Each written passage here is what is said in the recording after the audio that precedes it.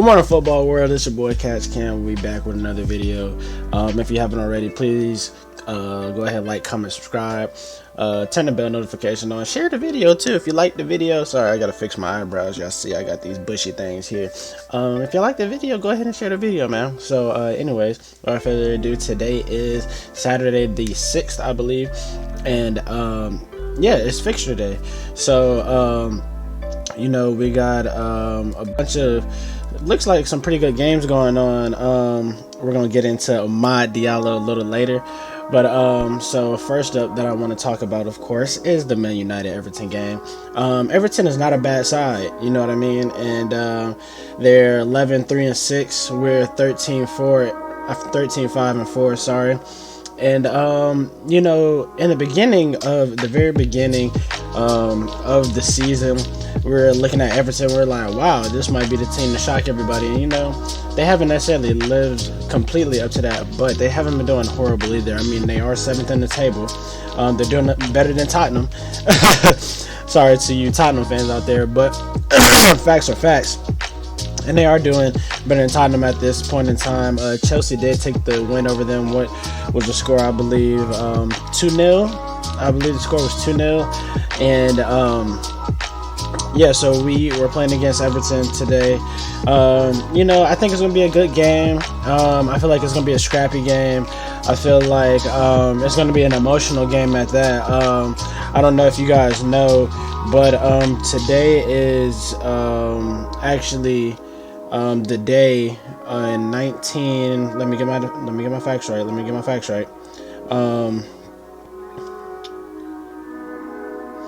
In 1958, actually. In 1958, 63 years ago, 23 Manchester United players and staff were tragically killed on the way back from a European Cup match. So, what happened was that the Man United squad and the manager were on the plane, and it says that it was their third attempt to take off. Somebody, not on the plane, of course, but I mean like somebody on the staff or somebody that worked at the aviation place should have said, you know, like, if it's taking 3 times for this plane to get up, like, maybe it's not the best idea to do this. But they stopped in Munich to refuel and get gas, and it was their third attempt to take off, and tragically the plane crashed, and 23 people lost their lives that day. So yeah, hearts, thoughts, prayers go to those families still, because, you know, it's 63 years later, but you know, generations, those are people, grandfathers, you know, great grandfathers, uncles, sons, you know. So thoughts and prayers still go out to them, even though it was 63 years ago. But so I feel like it's going to be an emotional game, but I feel like Manchester United is still going to pull it out. I'm thinking 2-1 or 3-1 victory here. I feel like Everton's going to pull one, just because, you know, we get complacent in the back sometimes, and we just make some silly mistakes back there sometimes. So I feel like they might be able to get a cheap one in. So I feel like the final score is going to be 2-1 or 3-1. Goals coming from, I feel like Cavani's going to get his name on the score sheet, and I feel like Bruno's going to get on there, because, you know, Bruno, he's just going to find a way. But Bruno's definitely going to affect the game, in which he's going to definitely get an assist there. Edison Cavani's work rate is amazing as well. So if they're not the ones that score the goals, they're definitely going to be the ones that assist the goal and heavy influence the goal. So that's going to be my prediction there. The other games that are going on today, we have Aston Villa and Arsenal here at halftime already. Aston Villa hasn't looked too bad either this year. Let's take a look at where they're at on the table. Aston Villa is actually, did I pass them? Oh yeah, they're in 8th. They're right behind Everton, actually. And as far as points go, they're only a point behind. So if we take the dub against Everton and Aston Villa holds on against Arsenal, they'll move up into 7th place. So with that being said, we have Burnley and Brighton, which should be a decent game. Newcastle and Southampton, also a decent game. And this is the game right here. Not that it's necessarily going to be a good game, but with you know, all the talks of Jesse Lingard and, you know, just the way geez guys, I got something stuck in my throat, but I think I got it now. So yeah, it's just you know, with all the talks and things surrounding Jesse Lingard, and you know, just basically how he has basically been I don't even want to say blackballed, because he did do it to himself, because he wasn't performing that well, and then his caps and things like that, he wasn't performing the best. And we obviously do have players that play better than him, because who's he going to play over? Pogba, Bruno Fernandes? Like, he's not playing over those guys. So yeah, I mean, it makes sense why he's not playing, but I feel like he did deserve an opportunity somewhere else. There was nowhere on our squad for him to fit. So I'm glad he is on loan. He's at West Ham. His first game, he scored 2 goals. So testament to him. He was staying in shape the whole time, you know, and he was doing the things he needed to do to make sure that when he got his opportunity, he was ready. So that's good for him. So I want to watch this game at 12:30. To see how Jesse performs, see if he can, you know, capitalize on his performance last time. And he's going against Fulham, who isn't, you know, necessarily the greatest team. So hopefully he can come up with some goals, some assists in that game. So these are going to be the 2 games that I'm watching out for today, obviously. Belly fat, and stop doing cardio. This sounds backwards, right? Well, believe it or not, it's actually true. Stop got spending this woman hours talking to y'all. Let me make her be quiet. But so yeah, so those are the 2 games we're looking out for. But we cannot conclude this without talking about the man, Amad Diallo. The man, as y'all can see, I had to look up how old this man was, for the simple fact that he's been balling. So I wanted to make sure that he was going to be able to, you know, come up and play for the club if he was promoted. And I think I read something about that he's going to be included in the 23-man side for the Europa League. And I'm excited about that. I'm excited that he's might be able to get some playing time. I hope that, you know, I want us to take it seriously, so that way we can raise some type of silverware, so we can show teams like, look, like we're, like, yes, we got demoted to the 2nd tier competition, but at the same time, we're going to take our chances seriously. Like, we're a up and coming power club in Europe, you know. And we came to play. But also, I do want us to get our youngsters in there, and I really want to see Amad Diallo, because since he has gotten here, he's been going crazy in his 2 games. So yeah, that's going to be exciting to see. He was actually bought by Manchester United, so we don't have to worry about him going back on loan or whatever it is. So I'm excited about that. Is this what I was just talking about? No, 24, not 22, sorry. All right, 24-man side, sorry. But yeah, I'm excited about that. But on to other news.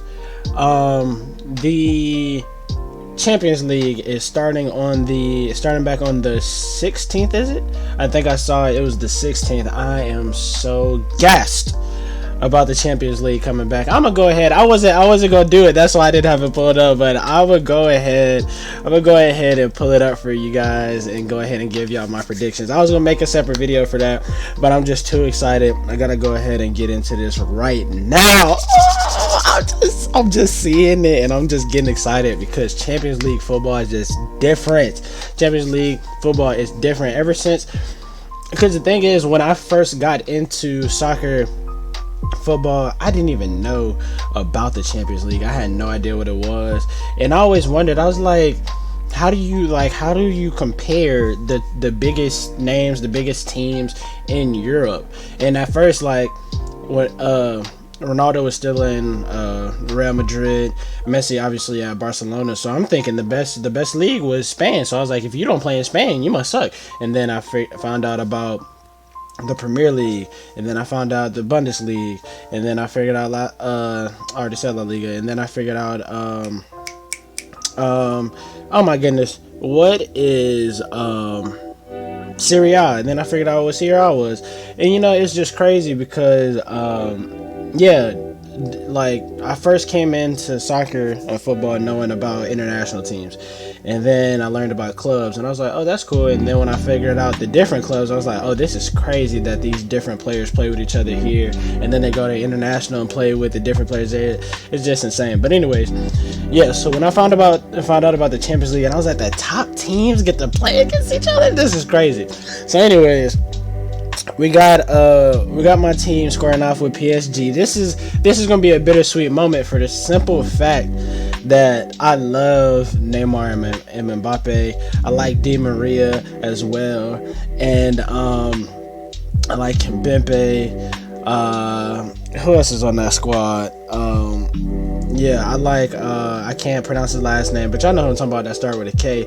And y'all know I can't forget, if y'all followers of the boy and y'all know my career modes, that boy Moise Kean, man. I hope he gets sold to PSG. I hope it was a loan to buy deal, because Moise Kean just has so much talent, and he just gets put behind these big stars. So like, what is he supposed to do? At Everton was just a bad spell. You know what I mean? He was there for a short period of time. He was there for a couple months. Then he got sent on loan. So, yeah. But anyways, if he goes back to Everton, I feel like he'll have a lot to prove, a lot to show as far as his improvement, because he's just a phenomenal player. But anyways, yeah, it's gonna be hard because Barcelona, that's my team, that's my squad. Messi, Griezmann, De Jong, Dembele,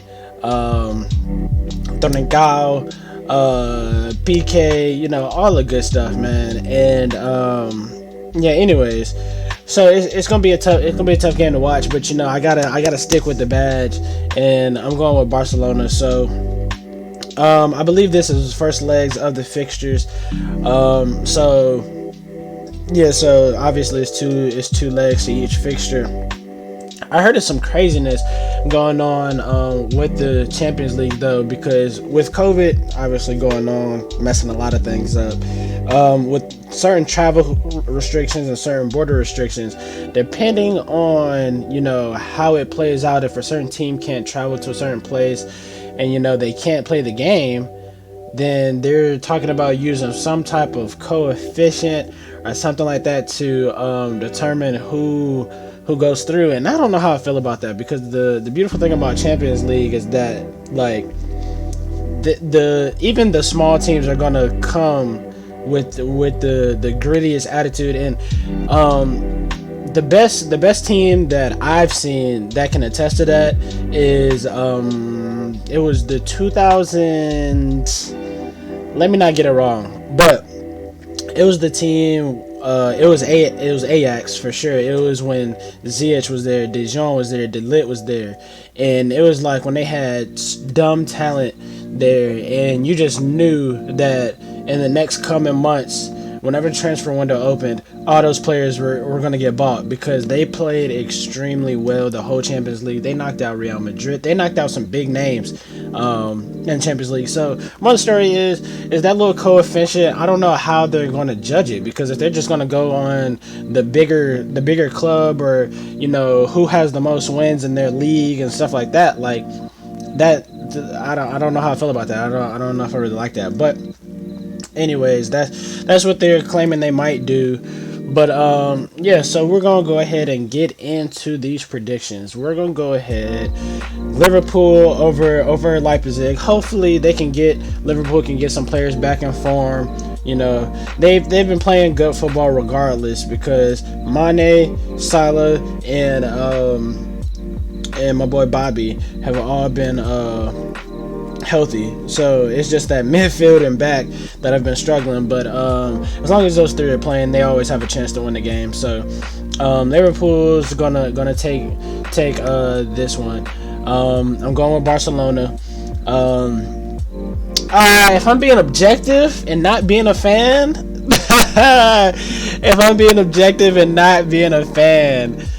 it definitely has to be PSG, just because Barcelona, just based off of our last cup games, strictly the cup games, because in the league we haven't been doing too bad, but just strictly off cup games, the fact that we're having to come back in the last couple of minutes is crazy. It's madness.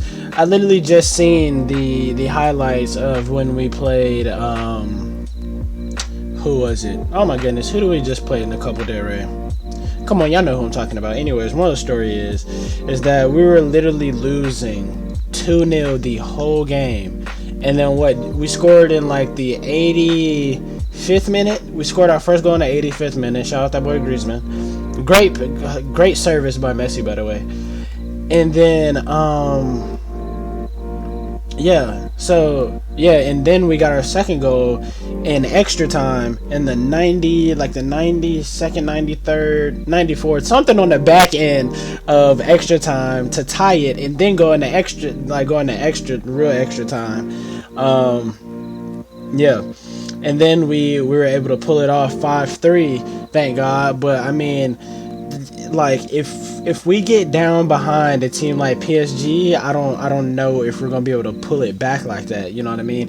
But PSG did concede against Manchester United a couple years ago. They did concede the 3 goals. So, but PSG is a little bit of a better team now, I would say, than they were then. But if I'm being objective, if we play like how we did in that last 2-3 minutes in an extra time, we can for sure knock PSG out. But if we come out, defense slacking and all that other stuff, and we're trying to come back against PSG with the type of star power they have, it's not gonna happen. That's all I'm saying. So I'm still going to peg Barcelona. I'm still going with the badge. For Dortmund, Sevilla, this is going to be a tough one because Sevilla, they ran Europa League for a minute until, they were able to qualify for Champions League. And so Sevilla is a great side. Dortmund has its highs and lows all the time. But if we're picking who I want to win, I want Dortmund to win because they breed the youngsters. They got all the youngsters on their team, and I really want them to win. I want them to shine. I want Jadon Sancho to do I want Jadon Sancho to do really well. I want Haaland to do good. I want Jude Bellingham to do good. Actually, is Jude Bellingham still in the game? I mean, still on the game. Is he still on their team? I think he is.